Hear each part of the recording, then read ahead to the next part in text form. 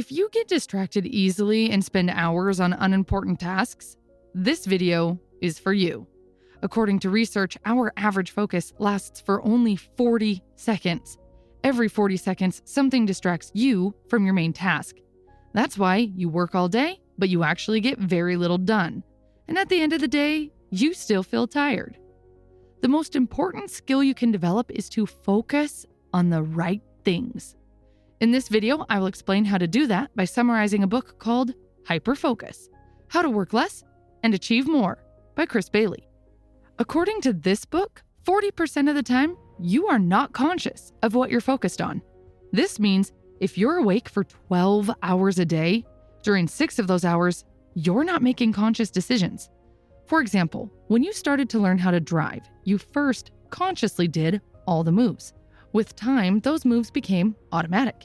And soon the roads you take to get to work, home, and shopping all became automatic as well. Now, let's suppose a huge avenue was built beside the one you always use to drive to work, and the avenue can take you to work twice as fast and more safely. Would you like to take that avenue instead? Probably yes. But if you keep focused on your old ways and never look around, you won't even notice that a new avenue is there now. The same thing happens in other aspects of your life. If you don't look around and stop to make conscious decisions, your mind will take you along the same old paths, and you won't even notice better paths right in front of you. That's why you need to focus with intention. Here is a 4-step guide you can use to improve your focus. It all begins with awareness. The first step is to find out what you have been focusing on. The author recommends setting an hourly timer, and when it rings, reflecting on what you're doing at the moment.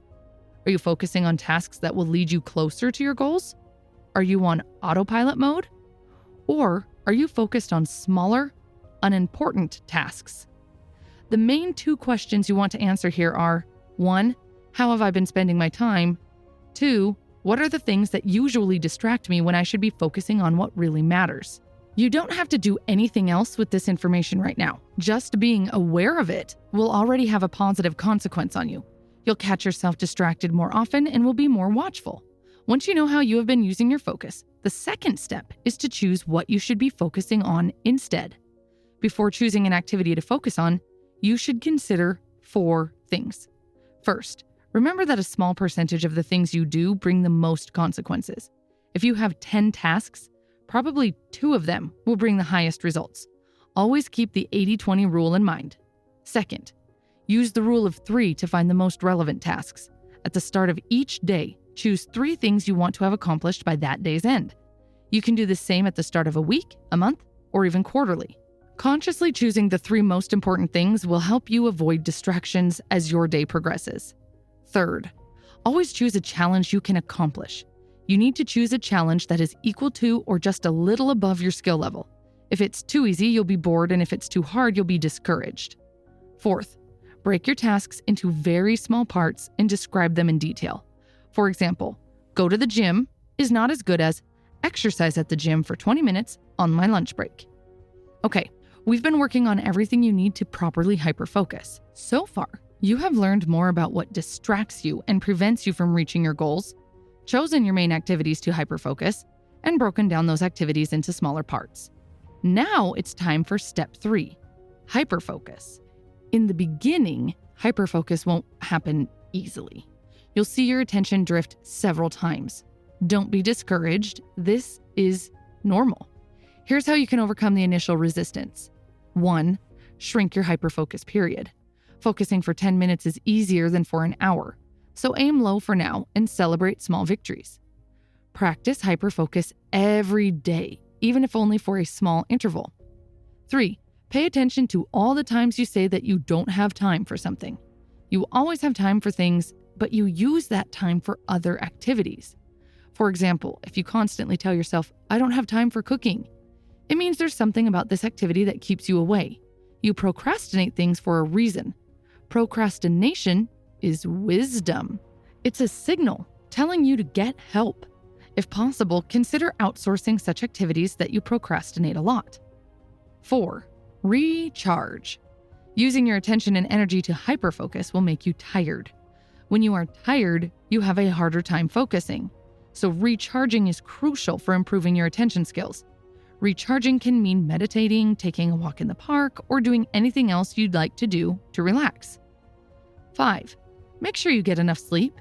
Sleep is the most important thing that holds everything together in your life. If you don't sleep well, then no amount of tips and tactics on planet Earth can help you. Step 4. Let your mind wander. You might be thinking, wait, what? You just spent several minutes explaining how to focus. And you're right, but the truth is you can't hyperfocus all the time. Imagine you've hyperfocused for 8 hours. How tired will you be? Also, have you noticed that you usually have the best ideas and the best solutions for your problems when you're not paying too much attention? When you're taking a shower, falling asleep, or taking a walk around the block. The author calls this scatter focus. It's when you stop trying to focus on one thing and focus on nothing in particular. Focusing might be what you need for productivity, but for creativity, what you need is to unfocus. Let your mind wander, and it'll build connections between ideas and therefore come up with new ones. The pieces of information that your brain connects to form new ideas are called dots. The richer your environment and the richer your experiences, the more dots you connect. And the more dots you connect, the more creative you are. So the best way to be creative is to have a variety of experiences and to consume better quality information. Here are some tips. 1. Trash entertainment can have its place, but make sure it doesn't take up the majority of your free time. 2.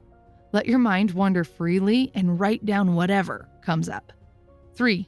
Sleep on a problem. While you're sleeping, your mind continues to connect the dots. 4.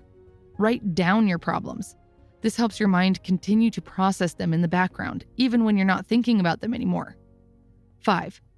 Hold a problem in your mind and let your thoughts wander around it, turn it over, and explore it from different angles. Connecting dots is what your brain does when you scatter focus. It connects pieces of information freely, and that way, it can have insights and create new ideas. The good thing about scatter focus is that you can do it anywhere, anytime. Contrary to hyperfocus, it doesn't need a specific environment. So you can use your breaks to scatter focus and have a better rest. A refreshing break should be low effort and habitual, but it should also be something you actually want to do. For example, reading emails during your break might be low effort and habitual, but is it fun? Is it something you'd like to be spending your break with? Maybe having a coffee and chatting with a coworker at the cafeteria would make you feel better. Scatter focus not only makes you more creative, but it also allows you to rest your mind from hyperfocusing. The more often you scatter focus to replenish your mental energy, the more energy you have for your most important tasks. In other words, scatter focus will help you hyperfocus. To sum up all 4 steps we discussed in this video, number 1, set an hourly timer to understand what distracts you and where your attention flows most of the time. Number 2, choose an activity for hyperfocusing. The activity shouldn't be too easy or too hard. Also, don't forget to break it down into smaller pieces. Number 3, hyperfocus. To break the initial resistance, choose a smaller time period, such as 10 minutes. Number 4, scatter focus. Let your mind wander and allow yourself to be bored. This is it for this video. Thanks for watching.